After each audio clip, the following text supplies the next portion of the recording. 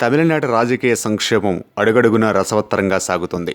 Sasikala kidnap చేసిన ఎమ్మెల్యేలు ఎక్కడున్నారు, రాత్రంతా ఏం చేస్తుంటారని అందరూ ఉత్కంఠతో చర్చించుకుంటున్నారు. పైకి అమ్మ సెంటిమెంట్తో పోటాపోటీగా తీవ్ర ఉత్కంఠతో సీఎం పీఠం కోసం అటు శశికళ, పన్నీర్ సెల్వం టెన్షన్తో ముందుకెళ్తుండగా ఆ పార్టీకి చెందిన ఎమ్మెల్యేలకు మాత్రం రాత్రికి రాత్రి నిద్ర పట్టని పరిస్థితి వచ్చిపడింది. అయితే అదేదో భయంతోనూ టెన్షన్లతోనూ కాదు, బల నిరూపణ క్రమంలో అనూహ్యంగా వారి ముందుకు వచ్చిన రాజభోగాలు అనుభవించడంలో ఉక్కిరిబిక్కిరి అవుతున్నారు. అవును, పన్నీర్ సెల్వం ద్రోహి అని ప్రకటించడమే కాకుండా పార్టీ ఎమ్మెల్యేలంతా తనతోనే ఉన్నారని ప్రకటించిన తర్వాత బల నిరూపణ పరీక్ష నేపథ్యంలో అన్నాడీఎంకే ఎమ్మెల్యేలందరినీ ప్రత్యేక బస్సుల్లో వేరువేరు ప్రాంతాలకు తరలించారు. రాత్రంతా లగ్జరీ హోటల్స్ లో బస ఏర్పాటు చేసి విందులు వినోదాలు వారి కోసం సిద్ధం చేశారు. అయితే వీరిని ఎక్కడికి తీసుకెళ్లారా అనే విషయం తెలియకపోయినప్పటికీ ఒక ఎమ్మెల్యేల బృందం మాత్రం ఓ మీడియా కంటపడింది. వారిని చెన్నైకు 80 కిలోమీటర్ల దూరంలోని మహాబలిపురానికి తీసుకెళ్లారు. అక్కడ వారిని గోల్డెన్ బే రిసార్ట్కి తీసుకెళ్లి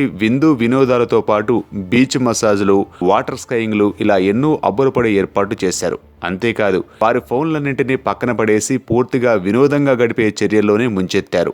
అయితే ఈ బృందంలోని ఎస్పీ షణ్ముఖనాథం అనే వ్యక్తి మాత్రం బాత్రూమ్ బ్రేక్ అని చెప్పి వెళ్లి ఇక తిరిగి రాలేదంట. అతడు సెల్వం వెంట వెళ్లి ఉంటాడని చెబుతున్నారు.